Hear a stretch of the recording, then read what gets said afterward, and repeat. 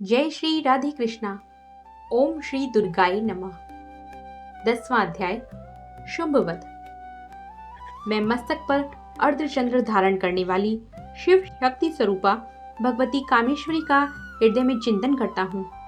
वे तपाए हुए सुवर्ण के समान सुंदर हैं। सूर्य, चंद्रमा और अग्नि, ये ही तीन उनके नेत्र हैं तथा वे अपने मनोहर हाथों में धनुष, बाण, अंकुश, पाश और शूल धारण किए हुए हैं। ऋषि कहते हैं, राजन, अपने प्राणों के समान प्यारे भाई निशुंभ को मारा गया देख तथा सारी सेना का संहार होता जान शुंभ ने कुपित होकर कहा, दुष्ट दुर्गे, तू बल के अभिमान में आकर झूठ मूठ का घमंड ना दिखा। तू बड़ी माननी बनी हुई है, किंतु दूसरी स्त्रियों के बल का सहारा लेकर लड़ती है। देवी बोली, ओ दुष्ट, मैं अकेली ही हूँ। इस संसार में मेरे सिवा दूसरी कौन है? देख, ये मेरी ही विभूतियां हैं, अतः मुझ में ही प्रवेश कर रही हैं। तदंतर ब्रह्माणी आदि समस्त देवियां अंबिका देवी के शरीर में लीन हो गईं। उस समय केवल अंबिका देवी ही रह गईं। देवी बोली, मैं अपनी ऐश्वर्य शक्ति से अनेक रूपों में यहाँ उपस्थित हुई थी। उन सब रूपों को मैंने समेट लिया। अब अकेली ही युद्ध में खड़ी हूँ।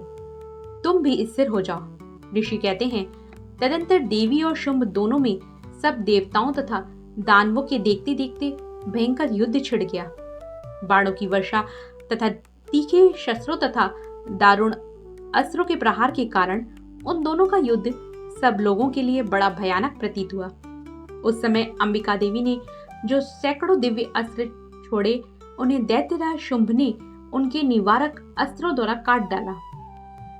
इसी प्रकार शुंभ ने भी जो दिव्य अस्त्र चलाए, उन्हें परमेश्वरी ने भयंकर हुंकार शब्द के उच्चारण आदि द्वारा खिलवाड़ में ही नष्ट कर डाला। तब उस असुर ने सैकड़ों बाणों से देवी को आच्छादित कर दिया। यह देख क्रोध में भरी हुई देवी ने भी बाण मारकर उसका धनुष काट डाला।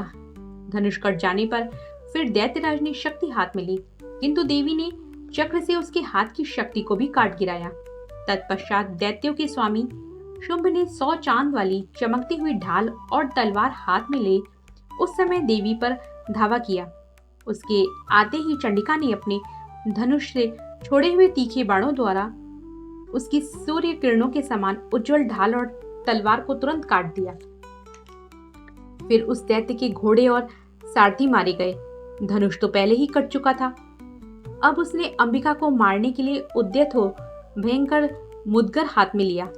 उसे आते देख देवी ने अपने तीक्ष्ण बाणों से उसका मुदगर भी काट डाला। इस पर भी वह असुर मुक्का तानकर बड़े वेग से देवी की ओर झपटा।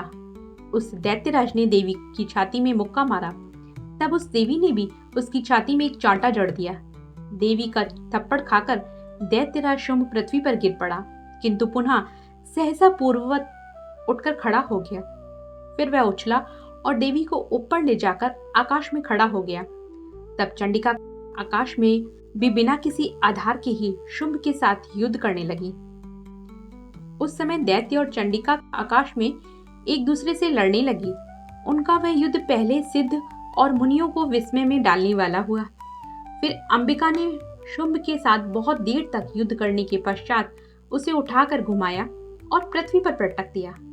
पटके जाने पर पृथ्वी पर आने के बाद वह दुष्टात्मा दैत्य पुनः चंडिका का वध करने के लिए उनकी ओर बड़े वेग से दौड़ा।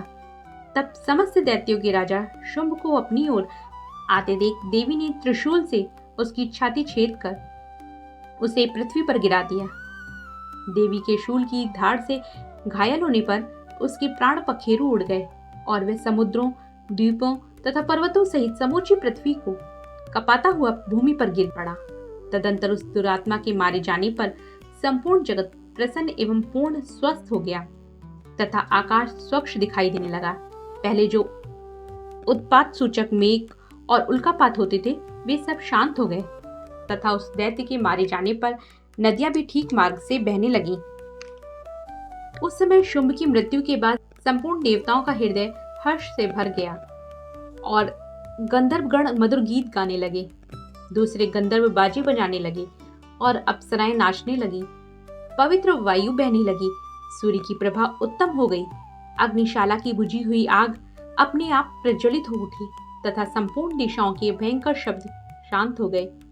इस प्रकार श्री मार्कंडेय पुराण में सार्वणिक मनवंतर की कथा के अंतर्गत देवी महात्म्य में शुंभवध नामक 10वां अध्याय पूरा हुआ। बोलिए जगत जननी माँ जगदम्बा की जय, लक्ष्मी नारायण की जय।